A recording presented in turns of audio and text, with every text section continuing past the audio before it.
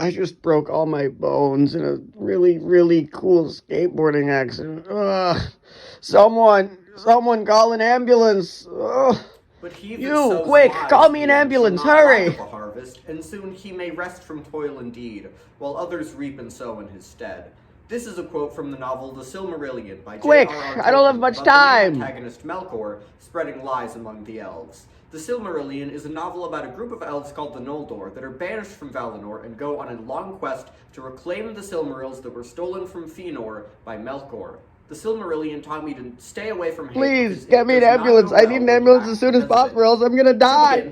Call an ambulance, please. By showing me a really interesting story about a group of elves who were trying to do the right thing, but in the process end up doing a lot of very bad things.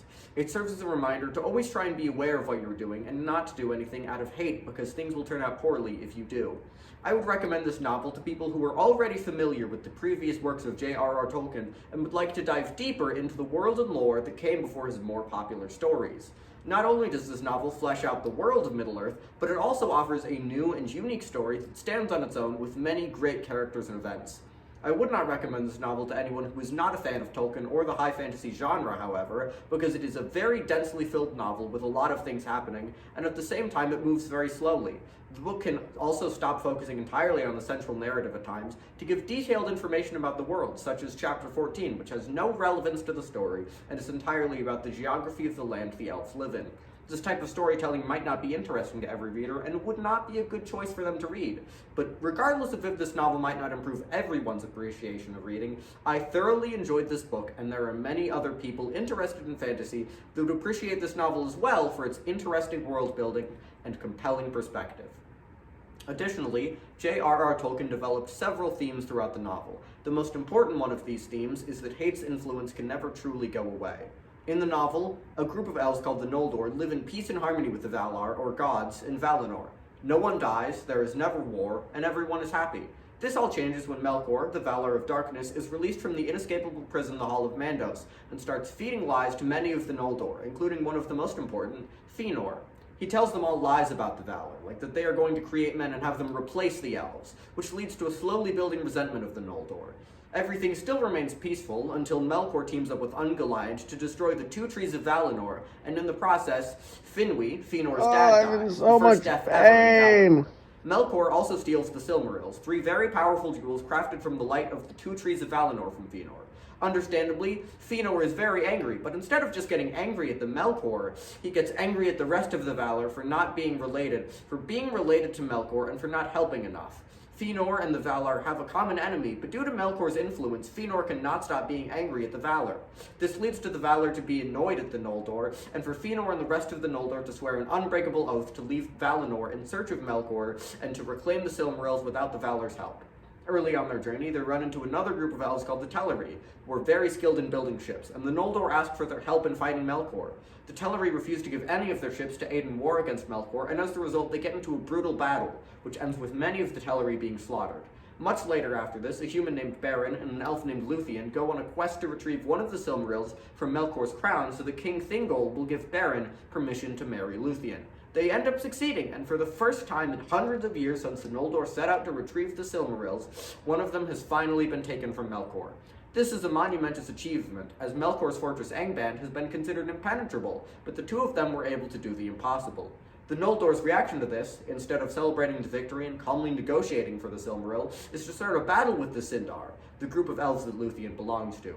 This battle ends up killing many, and they still do not gain possession of the I'm Silmaril. dying very The Noldor slowly simply and see anyone who has a painfully. Silmaril aside from them as an enemy, as someone to be hated, instead of looking at it from a more objective viewpoint and realizing that they are not the true enemy, and that none of that had to happen. The hate that started hundreds of years ago and is still as present and strong as ever, even though it has no real reason to be. Eventually, after Melkor destroys the city of Doriath, and it seems like there is no hope for the Noldor, Eärendil, a half-elf, half-human who ends up in possession of the Silmaril Beren and Luthien took from Melkor, ventures on a long journey to Valinor to ask the assistance of the Valar in defeating Melkor and retrieving the Silmarils. After some deliberation, the Valar say yes to Eärendil, and all of them venture back to Middle-earth to attack Melkor and his fortress. Eventually, after a long fight, the Valar defeat Melkor and are victorious. In the end, Melkor is banished into a great void beyond the earth, never to re-enter the planet again. It would seem that after the origin of all things evil has been permanently exiled, and that after a few generations, all the hate and the evil in the world would be gone. But the novel explicitly states that the hate that Melkor planted in the minds of many cannot and will not be destroyed until the end of time.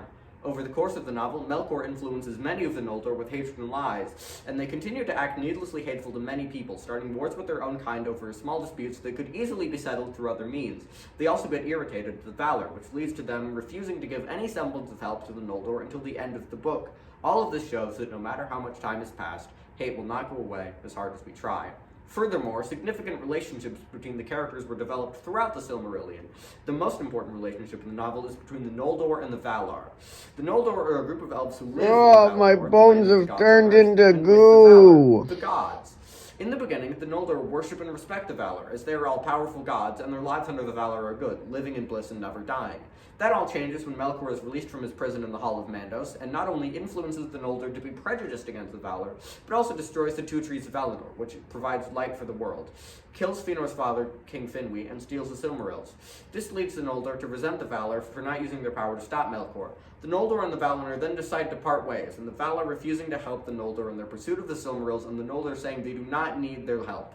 This relationship stays more or less unchanged for centuries, with the Valar minding their own business as the Noldor fight many great battles against Melkor and his army for hundreds of years. The Noldor win many of the battles and are able to live their normal lives a lot of the time, but without the Valar, they're not strong enough to ever take all three of the Silmarils from Melkor.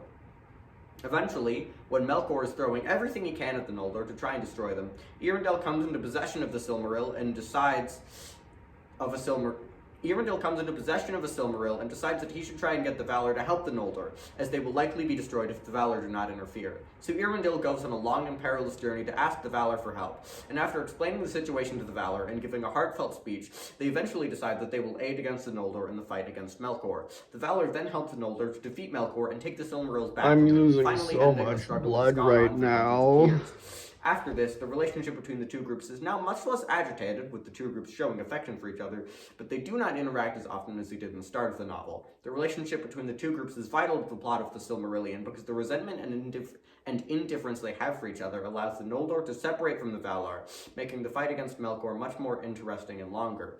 If the Noldor and the Valar's relationship stayed good the entire time, the book would be much less shorter, because as soon as Melkor and Ungoliant destroyed the two trees of Valinor, the Valar likely would have just immediately punished Melkor and either put him back in the Hall of Mandos or banished him entirely.